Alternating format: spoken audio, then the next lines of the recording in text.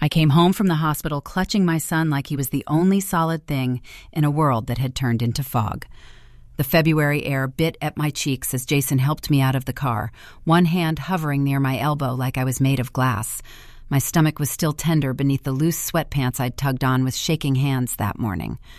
The world looked the same as the day we'd left for the maternity ward. Same cracked front steps, same crooked mailbox, same dead fern in the pot I kept promising to replace. But everything felt slightly off, like someone had bumped the picture frame of my life and not bothered to straighten it. Noah shifted against my chest, a warm, breathing bundle in his blanket. His tiny fist worked its way free, fingers opening and closing as if he was testing the air. The faint, milky smell of his skin drifted up to me, grounding me more than anything else could. "Take it slow," Jason murmured, unlocking the front door. "Remember, there's that little lip where the tile starts." "I remember," I said, but my voice came out hoarse. 3 nights of broken hospital sleep, fluorescent lights, and nurses poking at me had scraped something raw inside me. I stepped over the threshold, expecting to be swallowed by the familiar sense of home. Coffee, laundry detergent, the vanilla candle I'd been burning obsessively in the weeks before the birth. Instead, I was hit with a wall of something else, heavy floral perfume and the sharp nasal bite of fresh paint. The living room was different. The couch had been pushed closer to the TV. The throw pillows I'd carefully matched were tossed in a heap on the floor, replaced by Brenda's gaudy sequined ones. The blanket my dad had knit for us as a wedding present, usually draped over the back of the armchair, was balled up on the coffee table, half covering a stack of magazines I didn't recognize. The overhead light was on, too bright for midday, washing everything in a harsh, flat glare. A chill tiptoed up my spine. "Mom," Jason called out, "we're home." His voice echoed strangely. From down the hallway came the sound of something heavy scraping along the floor, followed by a muffled thud and a breathless, satisfied little chuckle. Then her voice. "In here! Don't just stand there, Jason. Give me a hand with this headboard." I tightened my hold on Noah. He let out a little squeak of protest, settling again when I rocked him instinctively. Jason shot me a quick look, half placating, half guilty. "She's just rearranging a bit," he said. "She wanted everything to be ready when we got back. You know how she is." Yes, I knew exactly how she was. I walked down the hallway slowly, each step sending a dull ache through my abdomen. The framed photos on the wall, our wedding, the first Christmas in the house, a blurry shot of us on a beach somewhere before life became appointments and savings goals, were slightly askew, like someone had brushed past them too roughly. One was hanging at such an angle that I stopped and straightened it with my free hand, more for my own sanity than anything else. And then I got to the nursery door.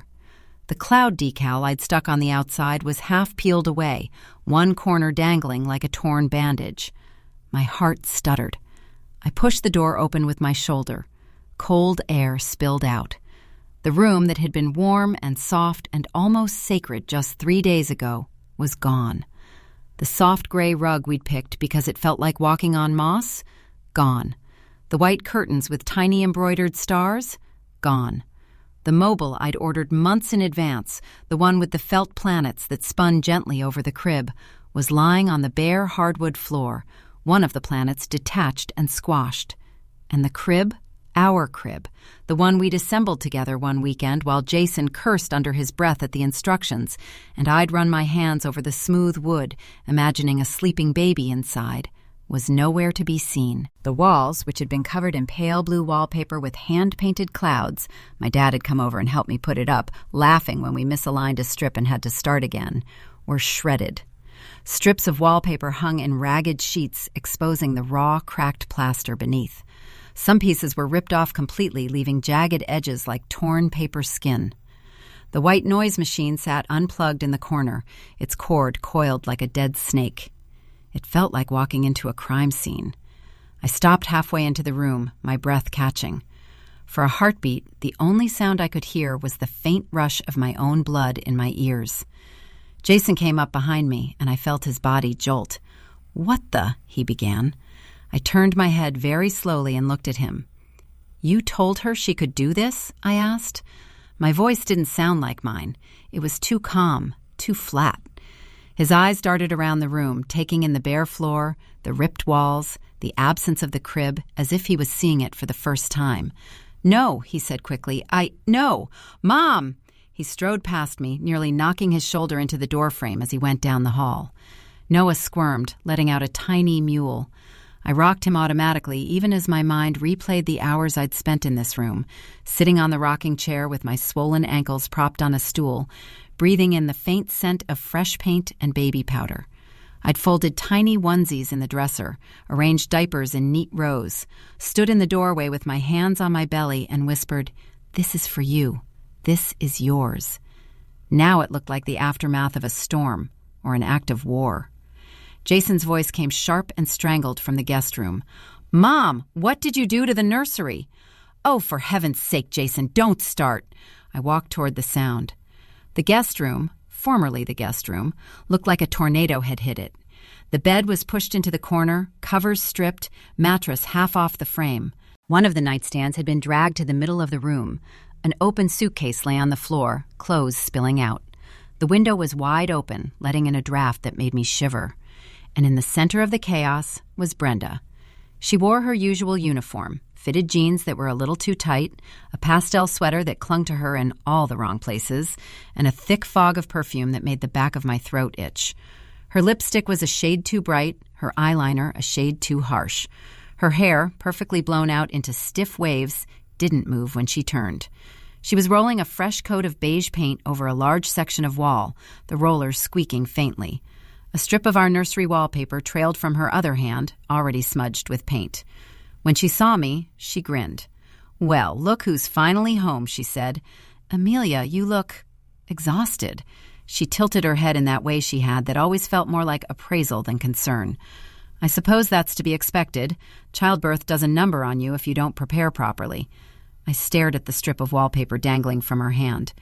"What did you do?" I asked, each word heavy. She followed my gaze, then waved the paper like it was nothing.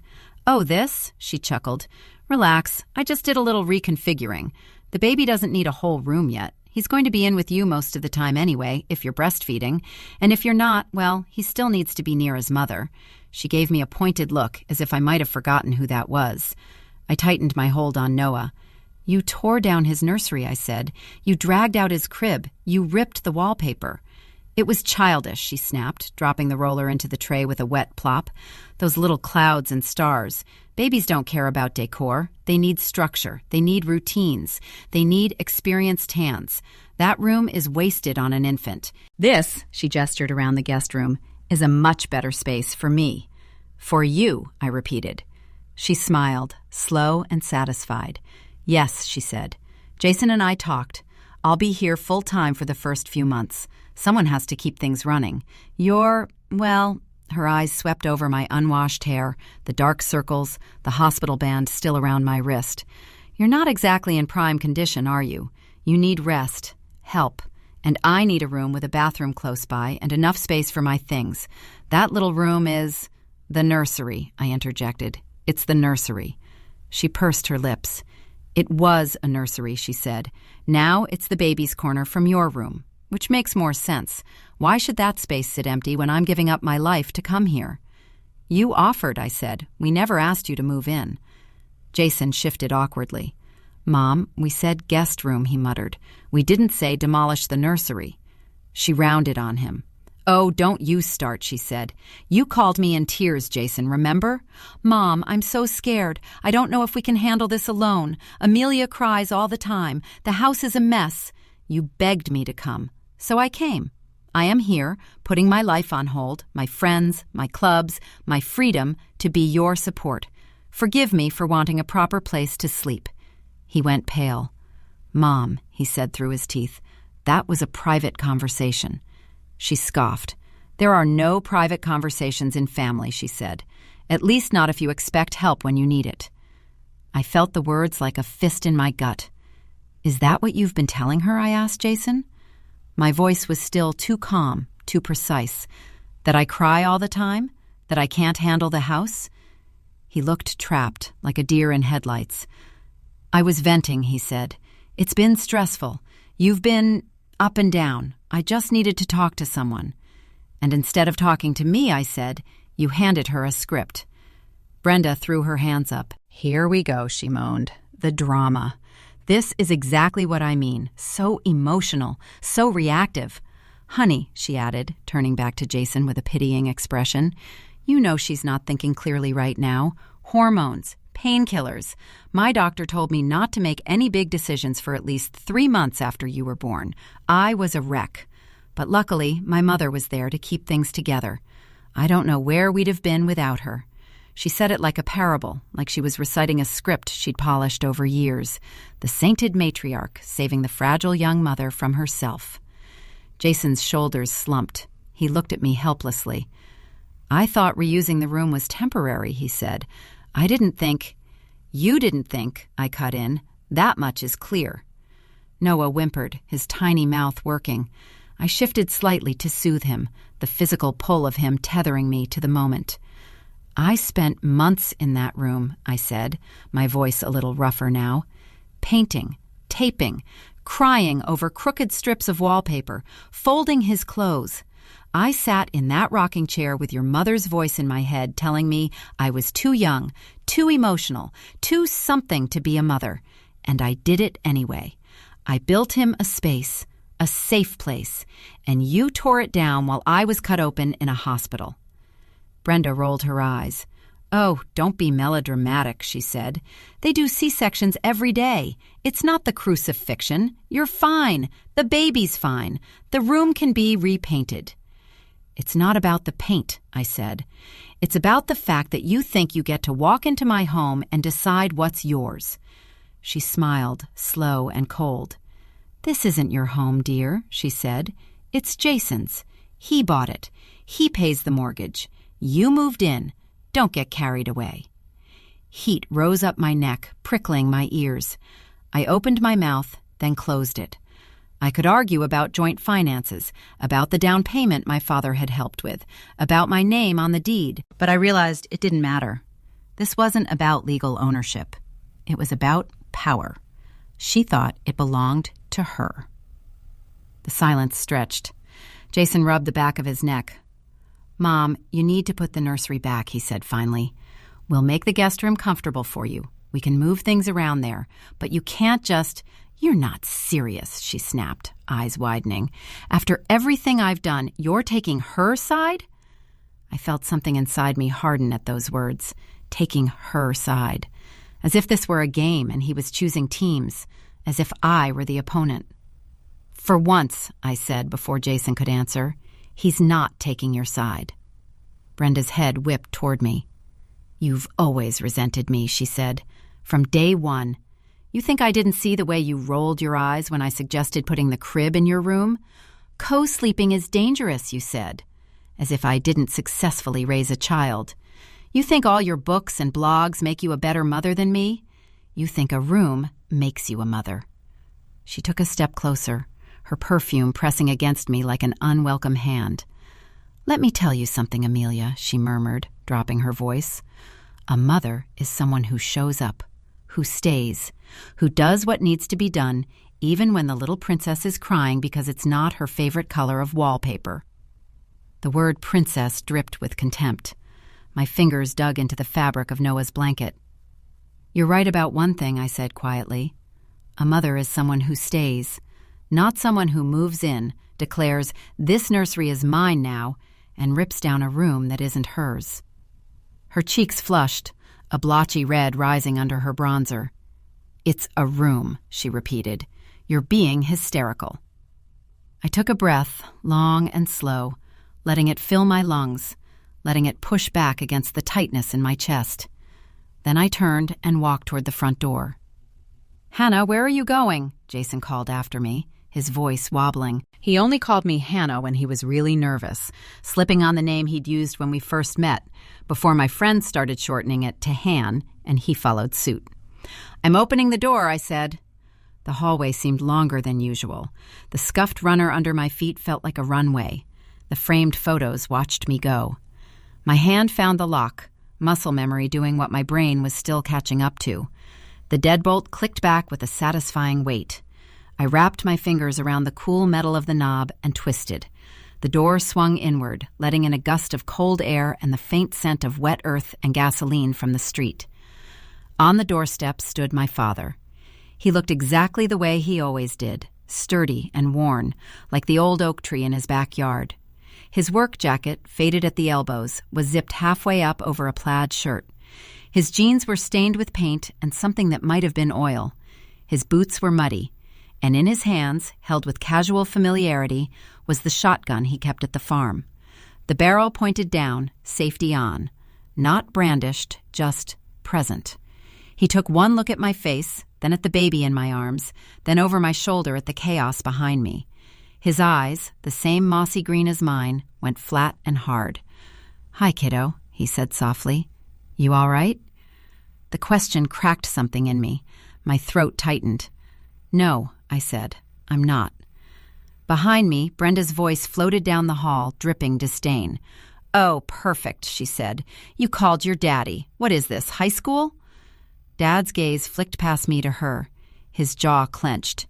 He stepped over the threshold, the butt of the shotgun knocking lightly against the doorframe. He didn't raise it. He didn't have to. The weight of it in his hands was enough to shift the balance of power in the room. "Afternoon, ma'am," he said to Brenda, his tone polite in a way that made the hair on the back of my neck stand up. "I'm guessing you're the one who decided my grandson doesn't need a nursery," she sniffed. "This is none of your business," she said. "This is between me and my son. And his wife," she added, as if tossing me a scrap. Dad looked at Jason. "That true?" he asked. "You think this is none of my business?" Jason swallowed hard. "I didn't know she was going to tear the room apart," he said. "Dad, put that thing away. We can talk about this." "We are talking about it," Dad said. "I just brought a visual aid." Brenda let out a laugh that sounded more like a bark. "You think you can waltz in here with a gun and threaten me?" she scoffed. "In my son's home? I could call the police." "You're welcome to," Dad said evenly. "You can explain to them why you ripped apart a room that wasn't yours to touch while the homeowner was in the hospital. I'll explain why I came when my daughter called me crying and said she didn't feel safe in her own house. We'll see whose story they like better." Brenda's mouth snapped shut. Dad shifted the gun slightly, making sure the barrel was pointed firmly at the floor, then rested it against his thigh. His free hand went to his watch. "You've got 5 minutes," he said quietly, "to pack your things and leave." The words hung in the air, heavy and shocking. Brenda blinked. "You can't be serious," she said. "Jason, tell him. Tell your father that I'm not going anywhere. I have every right—" He stared at the carpet. "Mom," he said, voice cracking, "maybe it's better if you go back to your place for a bit. Just until—" "Until what?" she shrieked. "Until she drives you into an early grave? Until this house falls apart because Miss Pinterest doesn't know how to handle a real baby, not just a mood board? You begged me to come." "And I regret it," he said, the words coming out in a rush, as if he'd been holding them back for days. "I regret not telling you no. I regret letting you touch that room. I regret every time I let you talk about her like she was a child in front of me and said nothing." She recoiled as if he'd slapped her. "You ungrateful boy," she hissed. "After everything I did for you, after raising you alone when your father walked out, I broke my back for you. I worked 2 jobs. I sacrificed my life. And this is how you repay me? By choosing her?" Her finger stabbed in my direction again, an accusation. "This isn't about choosing her," Dad said.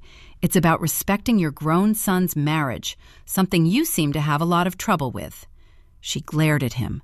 "You don't get to talk to me about family," she snapped. "You left yours." His mouth tightened, a muscle ticking in his cheek. "I didn't leave my family," he said. "My wife died.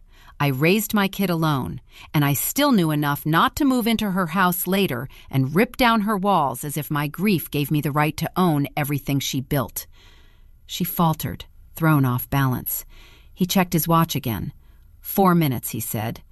"Dad," Jason said, "maybe we don't need—" "Stop," I said. Everyone looked at me. I shifted Noah a little higher, feeling his warmth seep into my chest, and stepped forward until I was standing between my father and my mother-in-law, a strange sort of Switzerland with dark circles and a hospital band. "Mom," I said to Brenda. The word caught in my throat. I rarely called her that. It felt too generous. You're not being kicked out of our lives, but you are being kicked out of this house. For now. Because you crossed a line you knew was there. Her eyes flashed. I did what needed to be done, she said. You were never going to be ready. You were always too soft. Someone had to make the hard choices. I thought of her hard choices, telling me I shouldn't eat dessert late in pregnancy because you'll never lose the weight. Telling me my job was just a little office thing compared to Jason's. Telling me when I cried over a failed IVF cycle before we conceived Noah naturally that these things happen when you leave it too late. You're mistaking control for love, I said. You think they're the same. They're not. She shook her head slowly. You will regret this, she said, voice low and venomous. Both of you. When you're alone at 3 a.m. with a screaming baby and no idea what to do, you'll remember that you sent away the one person who could have helped you. I'd rather learn, I said, than let you teach him that his mother's word means nothing in her own home. 3 minutes, Dad said quietly. She sputtered, then looked at Jason again. You're really going to let him talk to me like this? She demanded. You're really going to let her do this after everything? He inhaled shakily, his gaze flicking from her to me to the shredded wallpaper visible down the hall. I'm going to grab your suitcase, he said. He disappeared into what was left of the guest room. Brenda stood very still, breathing hard. I could see the moment she realized this was actually happening, that her son was not going to throw himself at her feet and beg her to stay. Her shoulders straightened. You'll hear from my lawyer, she said, aiming the threat at me like a dart. Grandparents have rights. I will not be cut out of my grandson's life because you two are playing house. We're not cutting you out, I said. We're drawing boundaries. You can be in his life without living in his house and claiming his room as yours. Jason came back with her suitcase, the wheels thumping over the threshold. He set it by the door, then went back for the second one. His face was drawn, his movements stiff. When he returned, he couldn't quite meet her eyes. She looked at him for a long moment, as if memorizing him. This is not over, she said. Then she grabbed the handles of her suitcases, lifted her chin, and marched past us, her perfume trailing behind her like smoke. At the door she paused and turned. You think you won something today, she said to me. You didn't. You just made your life harder. I'd rather have a hard life that's mine, I said, than an easy one that belongs to you. She scoffed, then stepped out onto the porch. Dad watched her go, his expression unreadable. When the door closed behind her with a quiet click, he exhaled slowly, as if he'd been holding his breath the entire time. He set the shotgun carefully in the corner, muzzle down, then turned to me. You sure about this? He asked softly. I nodded. Yeah, I said. I'm sure. Jason sank onto the nearest chair like someone had cut the strings holding him up. He buried his face in his hands. I'm sorry, he said, voice muffled. God, I'm so sorry. I thought I could keep everyone happy. I thought if I just let her rearrange a few things, she'd calm down. I didn't think she'd touch the nursery. You didn't think, I said again. This time there was no accusation, just weary truth. But now you know. He looked up at me, eyes red. I don't want to lose you, he said. Or him, or her. I wanted us to all, I don't know, work. You had 3 people pulling on you in different directions, Dad said. At some point, you've got to decide who you're building your life with and who you're just visiting. Jason flinched. I chose wrong, he whispered. No, I said. You didn't choose. That was the problem. We stood in the hallway for a long moment, the 3 of us, surrounded by the echoes of what had just happened. The house felt different. Emptier, yes, without Brenda's voice and scent and presence filling every corner, but also somehow bigger, as if the walls had expanded now that they weren't braced against a constant pressure. Can you fix it? I asked, turning to Dad. My voice shook for the first time. The nursery? He looked down the hall at the shredded wallpaper and bare floor, then back at me. We'll do it together, he said. You, me, and whatever help he can muster. He jerked his chin toward Jason. Jason wiped his eyes on his sleeve and stood up. "I'll get the crib," he said. The crib was in pieces in the garage, propped against the wall like discarded scaffolding. The mattress leaned nearby, the fitted sheet crumpled on the floor. My chest tightened at the sight of it. But as we carried each box and slat and screw back into the nursery, something in me eased. We worked slowly. My body was still tender, and Dad scolded me gently every time I tried to lift something heavier than a pillow. "You've already built a human," he said. "Let us handle the furniture." Jason moved like a man trying to atone. He fetched tools, tightened bolts, followed my instructions about where the crib had been, how far from the window, which side the mobile should hang on. We couldn't fix the wallpaper completely. Some strips were too damaged, some sections of paint beneath too gouged. But we did what we could, smoothed loose corners, reattached what still held, patched the worst patches with leftover rolls Dad had salvaged from the attic. It wasn't perfect anymore. There were seams where there hadn't been seams before. But when we stepped back, the room looked like itself again. The soft gray rug went back down, its fibers catching the late afternoon light.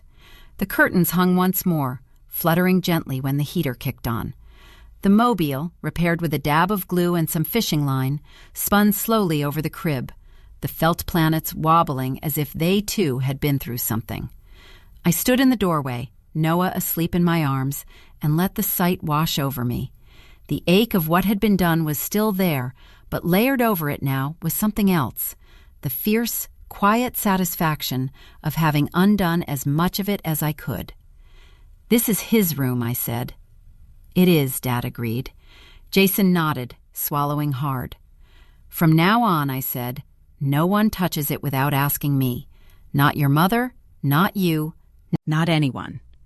"Agreed," Jason said immediately. "No more surprise renovations." "Or surprise live-in arrangements," I added. He winced. "Agreed," he said again. For the next few days, the house felt oddly calm.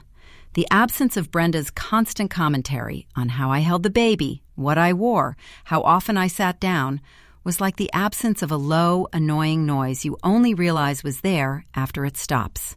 The silence in its place was almost loud. Of course, she called. The first call came that evening. Jason stepped onto the porch to answer it, his breath clouding in the cold air.